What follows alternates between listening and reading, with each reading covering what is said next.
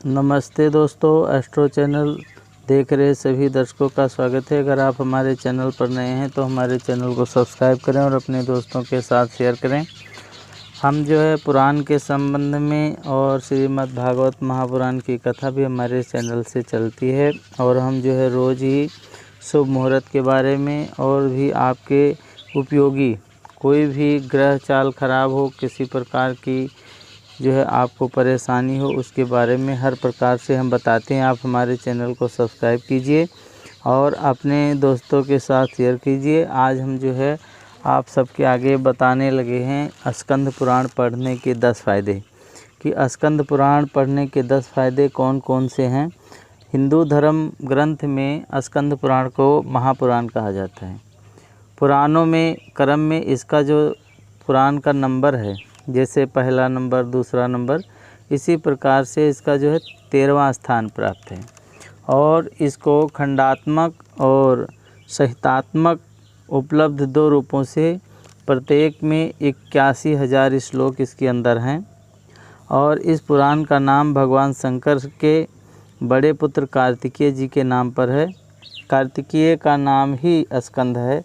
तो इस पुराण के श्री काशी खंड, महेश्वर खंड, रेवा खंड, अवंतिका खंड और प्रभास खंड, ब्रह्मा खंड, वैष्णव खंड आदि जो है इसमें कुल 7 खंड हैं और 6 विद्वानों के द्वारा ये खंड जो है बताए गए हैं। तो इसका वर्णन हम आप लोगों से कहते हैं। पुराण को सुनने के अलग महात्म होते हैं और इसके बारे में अगर आप किसी को बताते हैं तो उसका जो है पुण्य के भागीदार आप होते हैं।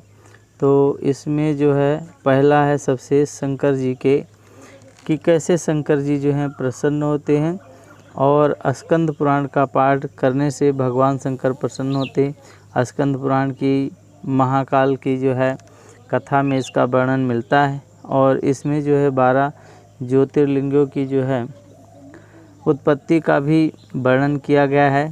और इस पुराण में जो है प्रदोष व्रत का महात्म बताया गया है। प्रदोष व्रत जो है शंकर जी को प्रसन्न करने के लिए होता है। स्कंद पुराण में प्रदोष व्रत के महात्म का वर्णन मिलता है और इस बात को भी हर तरह से मनोकामना पूरी होती है इसको करने से। और इसमें जो है एक विधवा ब्राह्मणी और शांडिल्य ऋषि की कथा के माध्यम से इसी व्रत के जो है महिमा का वर्णन किया गया है। तीसरा इसमें जो है गृहस्थ जीवन में कैसे रहना है। जीवतम च धनम द्वारा पुत्रा क्षेत्र ग्रहणामि च याति ऐसा नाम धर्म कीर्ते च भव मानमा। स्कंद पुराण में ऐसा लिखा है कि अर्थात मनुष्य जीवन में धन, स्त्री, पुत्र और घर, धर्म के काम और खेत, ये 5 चीज़ें जिस मनुष्य के पास होते हैं और उसी मनुष्य का जीवन इस धरती पर सफल माना जाता है। अर्थात मनुष्य के जीवन में धन नहीं है तो वो जो है उसकी योग्यता, उसकी वैल्यू जो है समझ लो कुछ भी नहीं है। स्त्री नहीं है, पुत्र परिवार नहीं है और खेत मतलब कोई ज़मीन जायदाद नहीं है तो उसको लोग जो है निरर्थक प्राणी मानते हैं। तो इसका वर्णन जो है किया गया है। और वैसे ही हम आप लोगों की जानकारी के लिए एक बात को बता दें कि अपना धन जो है संचय करें, इकट्ठा करें और अपने जो है परिवार को भी इकट्ठा रखें। परिवार को इकट्ठा रखें, परिवार को संजोए रखें। परिवार को अलग जो है नहीं रखना चाहिए। अलग अलग भले ही रहें पर परिवार से जो है मिलजुल करके रहें तो उसका जो फ़ायदा होता है ये जो है धन की श्रेणी में आता है। परिवार सबसे बड़ा धन होता है। और चौथी बात इसमें बताई गई है कि वैशाख महात्म। वैशाख का क्या महात्म है। स्कंद पुराण के वैष्णव खंड अध्याय 4 में वैशाख के महात्म का विस्तार से वर्णन मिलता है और इसके श्लोक जो हैं 34 के अनुसार इस महीने में तेल लगाना, दिन में सोना, कांसे के बर्तन में भोजन करना, 2 बार भोजन करना, रात्रि में खाना, ये सब जो है वर्जित किया गया है। वैशाख के महीने में पवित्र नदियों में स्नान करने से पुण्य की प्राप्ति होती है। और स्कंद पुराण में ऐसा उल्लेख मिलता है कि महारथी नाम के राजा केवल वैशाख स्नान से ही वैकुंठ धाम को प्राप्त किया था। तो इस महीने में पंखा, खरबूजा, अन्य फल, अनाज, जलदान, प्रदोष व्रत, स्कंद पुराण का पाठ कराने का महात्म होता है। वैशाखे मेघ से भानु प्रातः स्नाने परायणा अर्घ्य तेहम प्रदास्यामि ग्रहणाम मधुसूदना। यह जो है श्रद्धा एवं मेधा का महात्म इसमें बताया गया है। संक्षिप्त में स्कंद पुराण के जो वैष्णव खंड है कार्तिक महात्म के अनुसार ब्रह्मा जी कहते हैं कि इस पृथ्वी पर श्रद्धा और मेघा ये दो ही वस्तुएं ऐसी हैं जो काम, क्रोध आदि को जो है नाश कर देती हैं। और इसमें चंद्र कथा का वर्णन है।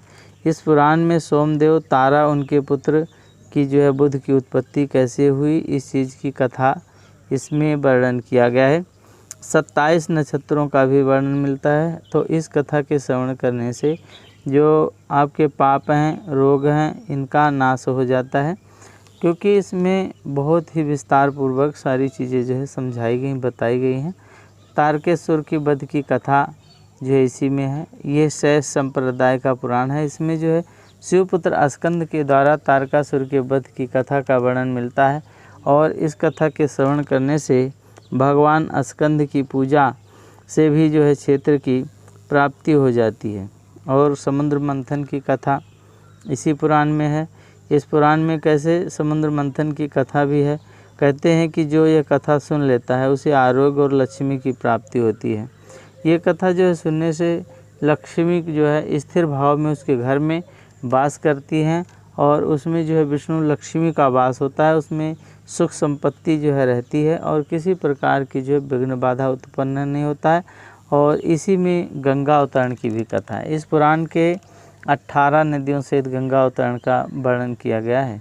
मोक्षदायिनी गंगा जी की कथा सुनने से व्यक्ति के सारे पाप नाश हो जाते हैं। एक बात हम आपको बता दें, गंगा जल घर में ज़रूर ही रखें।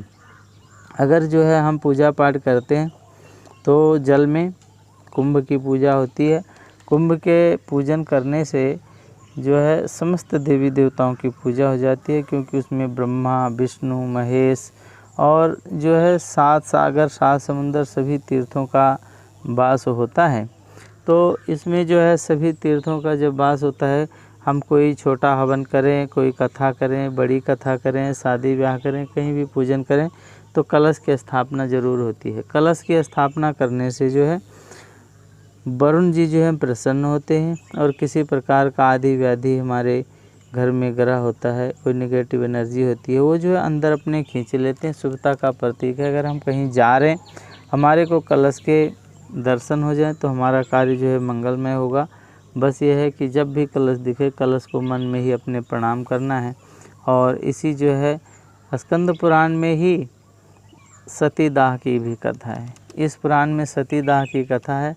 तो शक्ति पीठों का इसी में वर्णन भी है। तो सती जो है किस प्रकार से उनका दाह हुआ था, ये भी आपको कथा श्रवण से मिलेगा, पुण्य की प्राप्ति होगी। इसके अलावा स्कंद पुराण में धर्म ज्ञान और नीति ज्ञान से संबंधित कई तरह से बातें बताई गई हैं, जिसे जान करके व्यक्ति का मन निर्मल हो जाता है, सत्कर्मों में लग जाता है और उसका जीवन सफल हो जाता है। ये हमारी बताई हुई जानकारी आपको कैसी लगी, ये जो आगे आप ज़रूर शेयर करें और हमारे चैनल को सब्सक्राइब करें और बेल आइकन बजाएं, जिससे जो है हम जब भी कोई कथा और कोई भी जो है आपके जानकारी वाली चीज़ इस पर डालेंगे तो आपको जो है फटाफट मिल जाए और आप उसे देखिए और जीवन में लाभ उठाइए। अपने दोस्तों के साथ, अपने रिश्तेदारों के साथ खुश रहिए। माँ लक्ष्मी आपके ऊपर कृपा दृष्टि रखें। हमारी यह जानकारी आपको कैसी लगी, हमारे जो है कमेंट बॉक्स में बताइए और इसको लाइक कीजिए, शेयर कीजिए। पूरा वीडियो देखने के लिए आप लोगों का बहुत बहुत धन्यवाद।